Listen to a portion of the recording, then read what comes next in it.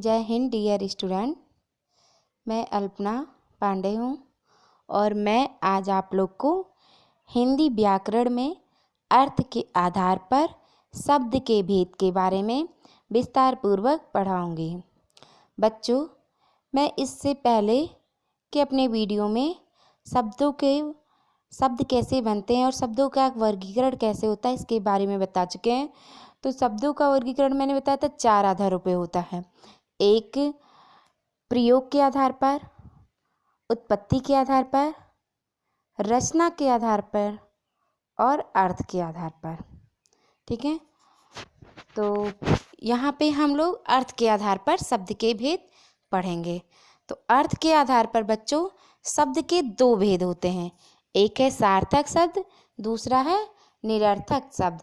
जैसा कि यहाँ चार्ट में दिखाया जा रहा है, निरर्थक शब्द एंड सार्थक शब्द। तो निरर्थक शब्द होते हैं बच्चों जिन शब्दों का कोई अर्थ नहीं होता है, उन्हें हम निरर्थक शब्द कहते हैं। जैसे वाणी, ओटा, विताब। ठीक है, ये शब्द जहाँ भी प्रयोग किए जाते हैं, जहाँ भी दिखाए जाते हैं, वहाँ सार्थक शब्दों के साथ दिखाए जाते हैं और निरर्थक शब्दों का कोई भेद नहीं होता है। तथा सार्थक शब्द वे शब्द होते हैं जिन शब्दों के कोई अर्थ होते हैं, यानी ऐसे शब्द जिनका कोई अर्थ होता है उन्हें हम सार्थक शब्द कहते हैं। सार्थक शब्दों के कई भेद होते हैं, जैसे कि एकार्थक शब्द, श्रुति संभिन्नार्थक शब्द, अनेकार्थक शब्द, पर्यायवाची शब्द, विलोम शब्द, वाक्यांश के लिए एक शब्द। ठीक है बच्चों, यहाँ पे देखिए चार्ट में दिखाया भी गया है सार्थक शब्द, एकार्थक शब्द, विलोम शब्द, अनेकार्थक शब्द, पर्यायवाची शब्द, श्रुति संभिन्नार्थक शब्द, वाक्यांश के लिए एक शब्द। तो आगे हम पढ़ते हैं।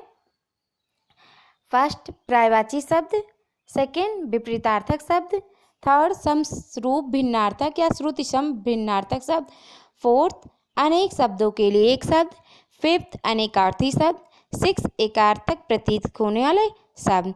तो बच्चों आज हम लोग फर्स्ट पढ़ रहे हैं सबसे पहले पर्यायवाची शब्द। पर्यायवाची शब्द वे शब्द जो समान अर्थ प्रकट करते हैं उन्हें हम पर्यायवाची शब्द कहलाते हैं। यानी जो शब्द समान अर्थ प्रकट करें उन्हीं को हम पर्यायवाची शब्द कहते हैं। पर्यायवाची शब्द को ही हम समानार्थी शब्द भी कहते हैं, यानी पर्यायवाची शब्द का ही दूसरा नाम समानार्थी शब्द है। कहीं कहीं हमें समानार्थक शब्द भी देखने को मिलता है जो कि हम पर्यायवाची शब्द को ही कहते हैं। उदाहरण सूर्य, सूर्य का पर्यायवाची शब्द है रवि, सूरज, भास्कर, आदित्य आदि। पर्वत, पर्वत का पर्यायवाची शब्द है भूधर, पहाड़, शैल, गिरि आदि। पृथ्वी, पृथ्वी का पर्यायवाची शब्द है भू, भूमि, धरा, वसुधा, धरती आदि। ईश्वर, ईश्वर का पर्यायवाची शब्द है परमात्मा, प्रभु, भगवान, जगदीश आदि। सेकंड था आपका विपरीतार्थक शब्द। विपरीतार्थक शब्द को ही बच्चों हम विलोम शब्द भी कहते हैं, यानी विलोम यानी उल्टा अर्थ देने वाले शब्द। तो इसकी परिभाषा देखते हैं। विपरीत अर्थ प्रकट करने वाले शब्दों को विपरीतार्थक शब्द या विलोम शब्द कहते हैं। यानी जो शब्द एक शब्द का उल्टा अर्थ देता है उसे ही हम विलोम शब्द कहते हैं। जैसे एग्जाम्पल शब्द विलोम। ठीक है, शब्द है अमृत, विलोम है बेस, सम्मान, अपमान, प्रश्न, उत्तर। ऐसे और भी कुछ विलोम शब्द है बच्चों, जैसे दिन, रात, ठीक है, आदि। नेक्स्ट है आपका थर्ड समरूप भिन्नार्थक एंड श्रुति सम भिन्नार्थक शब्द। कुछ ऐसे शब्द होते हैं बच्चों जो सुनने या पढ़ने में तो समान लगते हैं पर उनके अर्थ जो होते हैं वो बिल्कुल अलग होते हैं। ठीक है, यानी ऐसे शब्द जो सुनने और पढ़ने में समान हो लेकिन उनके अर्थ बिल्कुल अलग होते हैं, इन शब्दों को हम समरूप भिन्नार्थक या श्रुति सम भिन्नार्थक शब्द कहते हैं। जैसे एग्जाम्पल है अनल। अनल शब्द का अर्थ होता है आग, अनिल वायु, लेकिन ये सुनने में एक समान लगते हैं। मेल, एकता, मैल, गंदगी। वेल, लता, बैल, एक पशु। ठीक है। इनमें देखिए भिन्नता दिखाई जा रही है, ये कुछ अलग है लिखने में, लेकिन हम जब पढ़ते हैं या सुनते हैं किसी से तो हमें ये शब्द समान लगते हैं, यानी एक ही जैसे लगते हैं। नेक्स्ट है अनेक शब्दों के लिए एक शब्द। अनेक शब्दों के लिए एक शब्द यानी वाक्यांश, ठीक है। जिन शब्दों का प्रयोग पूरे वाक्य या अनेक शब्दों के स्थान पर किया जाता है उन्हें शब्द समूह के लिए एक शब्द या अनेक शब्दों के लिए एक शब्द कहा जाता है। जैसे एग्जाम्पल, अनेक शब्दों के लिए एक शब्द, जिसके आने की कोई तिथि ना हो अतिथि, जिसका आदि ना हो अनादि, जिसका जन्म ना हो अजन्मा, ठीक है। जैसे सप्ताह में होने वाला साप्ताहिक, दिन में होने वाला दैनिक, ठीक, आदि।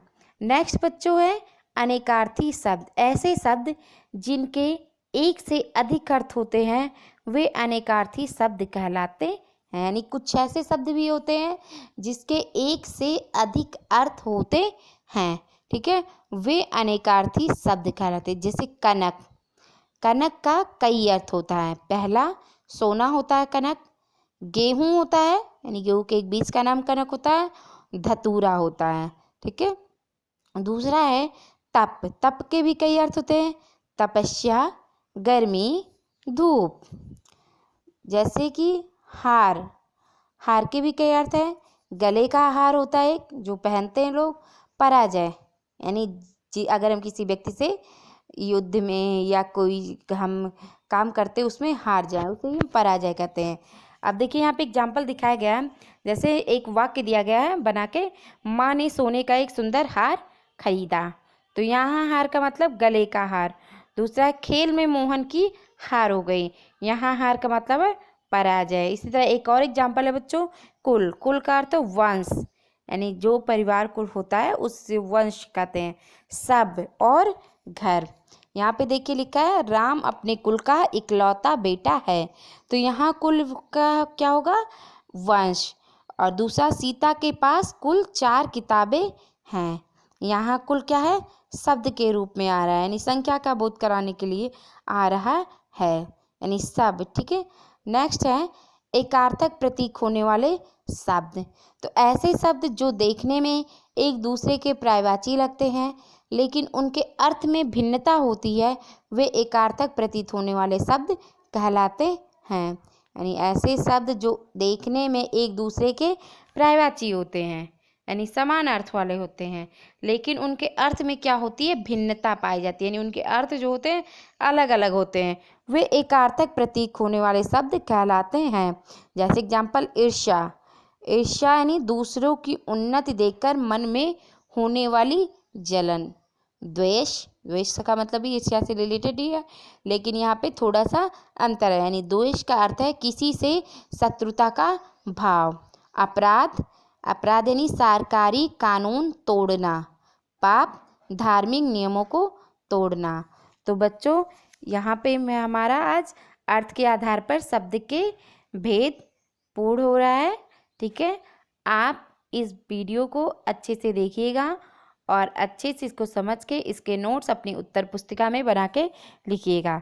Thank you and have a nice day.